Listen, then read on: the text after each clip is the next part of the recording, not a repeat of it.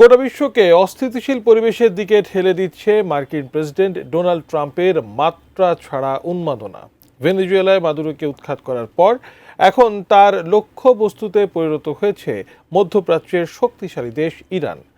মুসলিম অধ্যুষিত এই দেশটিতে হামলার পরিকল্পনা নিয়ে ইতোমধ্যে ইঙ্গিত দিয়েছেন তিনি। বিস্তারিত শিহাব ইসলামের ডেস্ক রিপোর্টে। বিশ্বের নজর এখন ইরান ও যুক্তরাষ্ট্রের দিকে। মার্কিন প্রেসিডেন্ট ডোনাল্ড ট্রাম্প ইরানের সামরিক হামলা সম্পর্কে যে বার্তা দিয়েছেন তাতে স্পষ্ট ইঙ্গিত মিলেছে যে তিনি আক্রমণ করার উপযুক্ত সময়ের জন্য অপেক্ষা করছেন। বর্তমানে ট্রাম্প প্রশাসন ইরানের বিরুদ্ধে তীব্র উত্তেজনা তৈরির পাশাপাশি পরিস্থিতির উন্নতি না হওয়া পর্যন্ত সময় ক্ষেপণ করছেন।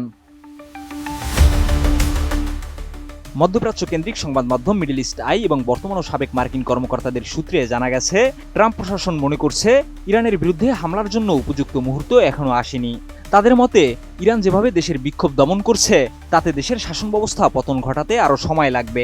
তবে ইরানের অর্থনীতির অবস্থা এবং জনদাবির প্রতি সরকারের প্রতিক্রিয়া ইতিমধ্যে বিশ্বের নজর কেড়েছে।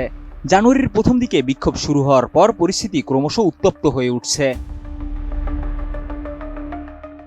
আমি বুঝি নির্মাণের শিল্প, সালাম স্টিল বোঝে ডিউরেবিলিটি। সালাম স্টিল, মোস্ট ডিউরেবল স্টিল।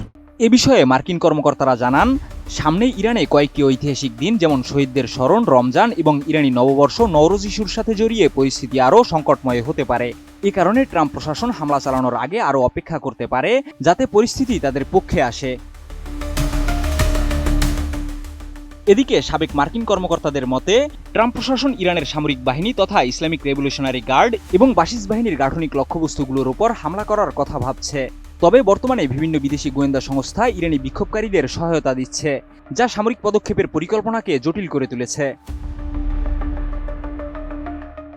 এছাড়া মার্কিন বিমানবাহী রণতরী ইউএসএস আব্রাহাম লিঙ্কন মধ্যপ্রাচ্যের দিকে রওনা হয়েছে, যা পৌঁছাতে আরও এক সপ্তাহ সময় নেবে। এই রণতরী নিয়ে কৌশলগত প্রস্তুতির পাশাপাশি ইরান থেকে আসা পাল্টা হামলার সম্ভাবনা মোকাবেলা করতেও যুক্তরাষ্ট্র প্রস্তুতি নিচ্ছে। বিশেষজ্ঞদের মতে ট্রাম্পের বর্তমান দিক নির্দেশনায় একদিকে যেমন ইরানের বিরুদ্ধে চাপ বাড়ানো হচ্ছে, তেমনি উপসাগরীয় দেশগুলোর উদ্বেগও কমানো হচ্ছে। কাতার, সৌদি আরব এবং সংযুক্ত আরব আমিরাতের সঙ্গে যুক্তরাষ্ট্রের কৌশলগত সম্পর্ক, বিশেষ করে তাদের ভূমি বা আকাশসীমা ব্যবহারের উপর নিষেধাজ্ঞা ট্রাম্পের সিদ্ধান্তকে প্রভাবিত করছে। তবে বিশেষজ্ঞদের মতে ট্রাম্পের সামরিক পদক্ষেপ নিয়ে যে প্রস্তুতি চলছে তা খুব দ্রুতই বাস্তবায়িত হতে পারে। যুক্তরাষ্ট্রের বর্তমান অবস্থা হলো তারা সময়ের সঠিক মুহূর্তটিকে লক্ষ্য করে পরিস্থিতি তৈরি করার চেষ্টা করছে। শিহাব ইসলাম, ATN নিউজ।